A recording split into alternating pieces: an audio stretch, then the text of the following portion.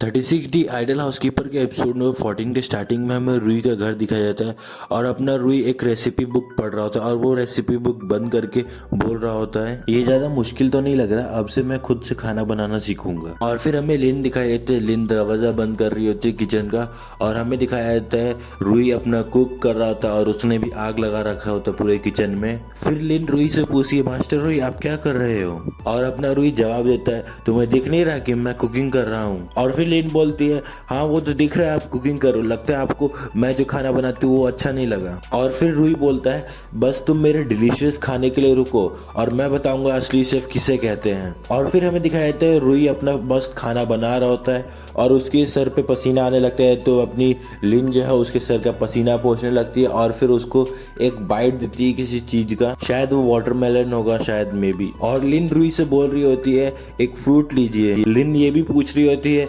Master रुई आपको दूध चाहिए? और फिर एक आवाज था, ओके इट्स इनफ। और फिर हमें दिखाया जाता है लिन थोड़ी सी परेशान होती है और बोल रही होती है, मास्टर रुई अगली बार से मुझे आपके लिए सर्व करने दीजिएगा वरना मैं एक बैड हाउसकीपर होंगी। और फिर हमें रुई के हाथ का बना हुआ खाना दिखाते हैं और बोलते हैं ये इतना भी ज्यादा अच्छा नहीं दिख रहा। और फिर अपना रुई बोलता है, ये पक्का सामान की कमी से हो गया होगा, चलो बाजार जाके सामान खरीद के लाते हैं। फिर सीन जो होता है और हमें दिखाया जाता है लिन और रुई फूड मार्केट में पहुंच चुके होते हैं और रुई मन में सोच रहा होता है, वो ये फूड मार्केट है जो वो लोग ने कहा था, पक्का अपना रुई पहली बार आया होगा फूड मार्केट सब्जी खरीदने, पक्का मैं कह सकता हूँ। और अपना रुई अपने मन में सोच रहा होता है, मैंने कभी भी अपनी जिंदगी में फूड नहीं खरीदा, पक्का ये जगह बहुत ज्यादा अच्छी होगी फूड मार्केट के हिसाब से, राइट। और तभी हमें दिखाया जाता है एक आदमी ठेला लेते हुए आ रहा है और बहुत ज्यादा स्पीड में और बोल रहा होता है, मेरे रास्ते से हट जाओ, मेरे रास्ते से हट जाओ। और फिर अपना रुई लिन को धक्का दे देता है क्योंकि वो ठेला वाला उसको ठोकने वाला होता है और बोलता है बी केयरफुल।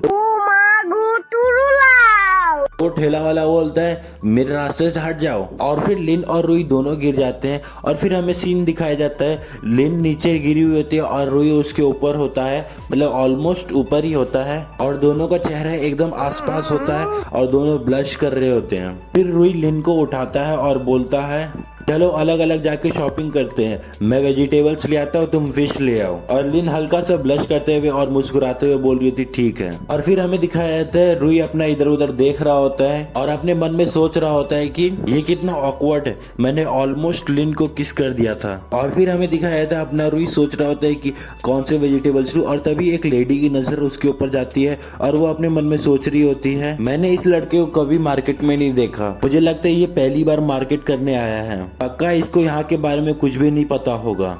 और तभी हमें एक दूसरी लेडी दिखाई जाती है जो कि अपने मन में सोच रही होती है, लगता है ये बच्चा बहुत ज्यादा इनोसेंट है, मैं इसको यहाँ से कैसे जाने दे सकती हूँ, और ऊपर से बगल में फैट वुमन भी तो है। फिर हमें दिखाया जाता है अपना रुई पहली वाली लेडी के पास सब्जी खरीदने आता है और बोलता है मुझे ये खरीदना है। और तभी सीन कट होता है और हमें दोनों लेडी दिखाई देते हैं जिनके बीच में एक वर्सेस टाइप हो रहा होता है, दोनों एक दूसरे को घूर के देख रहे होते हैं। और फिर अपना रुई डर जाता है दोनों को देख के क्योंकि दोनों एक साथ एक वेजिटेबल ला रहे थे और उसके झोले में भर दिया।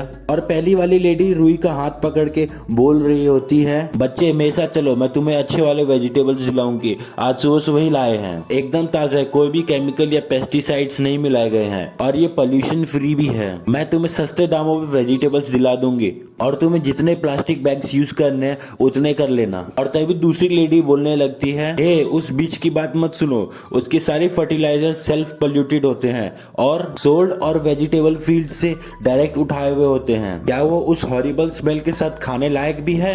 तुम्हें उसके पास से नहीं लेना चाहिए, तुम्हें कभी मेरे पास आना चाहिए। और तभी हमें दिखाया था फर्स्ट वाली लेडी रुई का गला पकड़ लेती है और अपने रुई के मुंह से खून निकल रहा होता है और वो फर्स्ट वाली लेडी बोल रही होती है, बिच मैंने पहले इसे देखा, तुम मुझसे इसे छीनने की कोशिश मत करो। और दूसरी वाली लेडी उसका टांग पकड़ के बोल रही होती है, बिच ध्यान से, ये तुम्हारे लक के ऊपर डिपेंड करता है ये तुम्हें मिलेगा कि नहीं मिलेगा। और फिर दोनों रुई को खींचने लगते, एक टांग खींच रही होती है, गला पकड़ के खींच रही होती है और अपना रुई बेचारा बीच में फंस जाता है और बोलता है, क्या कर रही हो, मुझे सिर्फ वेजिटेबल्स खरीदने थे, मुझे जाने दो, हेल्प। बेचारा रुई और फिर हमें दिखाया था वहाँ पे सभी लोग रुई को देखने लगते हैं क्योंकि वो बेचारा सब्जी खरीदने आया था और सब लोग उसको देखने लगते हैं क्योंकि वो दो लेडी उसको लेके लड़ रही थी और एक लेडी फोन से वीडियो बना रही और सब लोग हंस रहे थे। और तभी हमें दिखाया थे लिन उस भीड़ से निकलती और देखती है मास्टर रुई और मास्टर रुई की ऐसी हालत देख के लिन बोलती है मास्टर रुई मैं आ रही हूँ और फिर वो उधर जाके रुई का हाथ पकड़ के उसको पकड़ लेती है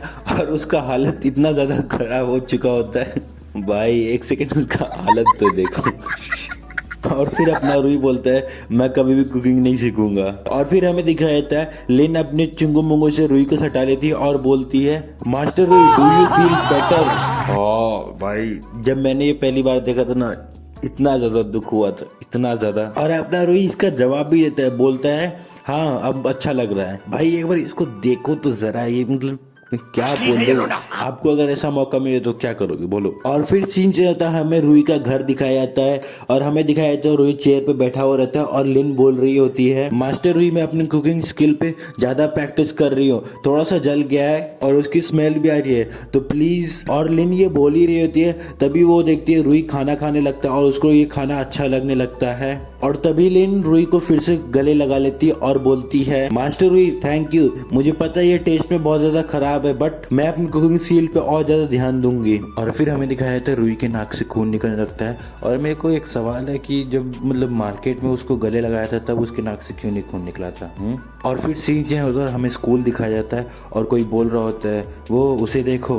और फिर हमें दिखाया जाता है सब लोग रुई और लिन को देख रहे होते हैं और बोल रहे होते हैं वो लोग बोल रहे हैं तुम हो रुई। इसमें कोई हैरानी की बात नहीं कि अपनी स्कूल पे रुई के साथ वॉक कर रही है। और फिर हमें दिखाया जाता है लिन बोल रही होती है क्या हुआ मास्टर रुई, क्या आप अपना सर झुका के चलेंगे।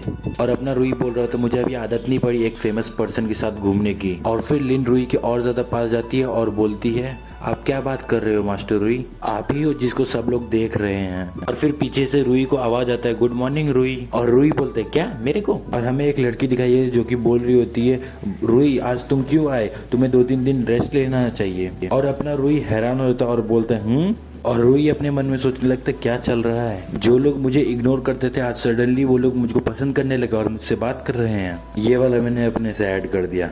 और हमें दिखाया जाता है लिन हंस रही होती है और रुई बोल रहा होता है चल क्या रहा है इधर। और फिर लिन रुई को टच करती है गालों पे और उसके पास आके बोलती है मास्टर रुई आप सबके दिल के हीरो हो, बस इंजॉय करो अटेंशन को। और फिर रुई लिन को देखता है और अपने मन में सोचता है कितनी क्यूट है। और फिर हमें दिखाया जाता है लिन रुई को बाय बाय करती है और बोलती है मैं अब अपनी क्लास जाती हूँ, आपसे स्कूल के बाद मिलूंगी। और अगले सीन में हमें दिखाया जाता है माओ क्वीन और जिन उसके पीछे रहते हैं और जिन बोल रहा होता है यो हमारा बड़ा हीरो आ गया। और रुई बोलता है तुम ऐसे क्यों बोल रहे हो, जब मैं स्कूल नहीं आया तो कुछ हुआ था क्या। और फिर जिन उसको बताता है कि लिन जिया ने सबको बता दिया कि तुमने कैसे उसकी जान बचाई थी। और अपना रुई ये बात सुन के बहुत ज्यादा हैरान हो जाता है और बोलता है क्या मैंने फाइट किया था लिन को बचाने के लिए। और फिर हमें क्वीन दिखाया था और वो मस्त स्टाइल मार के बोल रहा होता है मैंने भी वो सुना था। फिर वो बोलता है तुम फैमिली मार्शल आर्ट जानते हो और तुमको मार्शल आर्ट डजन लोग के द्वारा सिखाया गया है क्या, मैंने कभी सोचा नहीं था तुम कुंफू में इतने ज्यादा अच्छे होगे। और रुई ये सब बात सुन के बहुत ज्यादा हैरान हो जाता है और अपने मन में सोच रहा होता है 1 मिनट रुको, ये सब इतना ज्यादा एग्जैजरेट क्यों हो रहा है। और फिर हमें दिखाया जाता है माओ उसके कंधे के ऊपर हाथ रखता है और बोलता है मुझे पता चल गया मेरी बहन तुम्हें क्यों इतना ज्यादा एडमायर करती है, मैंने कभी एक्सपेक्ट नहीं किया था तुम इतने अच्छे फाइटर निकलोगे, जब मेरी बहन तुम्हारे साथ रहेगी तब मेरे को चिंता करने की कोई जरूरत नहीं। और फिर हमें दिखाया जाता है क्वेन और जी दोनों जा रहे होते हैं और जी बोल रहा होता है हम लोग क्लास में जा रहे हैं, तुमसे बाद में मिलेंगे बिग हीरो। और रुई ये सब सुन के बहुत ज्यादा टेंशन में आ जाता है और बोलता है आज की सुबह बहुत ज्यादा अजीब थी। और फिर सीन चेंज होता है और हमें दिखाया जाता है स्कूल की बेल बजती है और हमें रुई का क्लास दिखाया जाता है और वहाँ पे जो सब्जेक्ट टीचर होती है वो बोल रही होती है ओके बॉयज एंड गर्ल्स चलो अब मूव करते हैं। कल जो आर्टिकल और मैम यही बोल रही होती है और हमें दिखाया जाता है रुई अपने ही मन में कुछ सोच रहा होता है और हमें दिखाया जाता है वो सोच रहा होता है उस फाइट के बारे में जो लिन ने लड़ी होती है उसको बचाने के लिए और अपने मन में बोल रहा होता है सबको लगता है मैंने होली गैंग से फाइट किया था उस रात और स्टोरी बहुत ज्यादा एग्जैजरेट हो गई है। और हमें दिखाया जाता है रुई लिन के बारे में सोच रहा होता है और अपने मन में बोल रहा होता है लिन एक एंजल जैसी दिखती है विद सेक्सी फिगर। साथ में रहने का असर होने लगा इसको। और फिर हमें स्कूल का बिल्डिंग दिखाया था और मैम बोल रही होती है आज के लिए इतना ही क्लास, और जो मैंने आज पढ़ाया उसको रिव्यू कर लेना क्लास के बाद।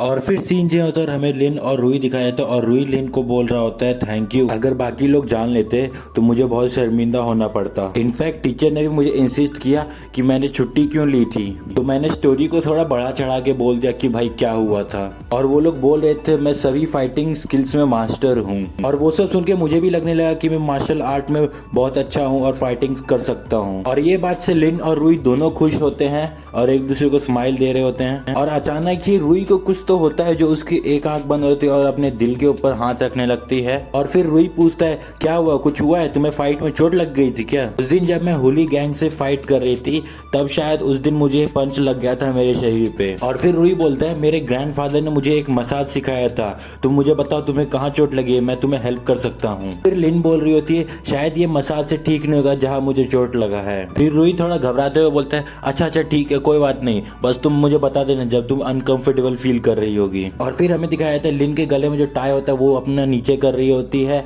और बोल रही होती है मुझे तुम्हें परेशान नहीं करना चाहिए था।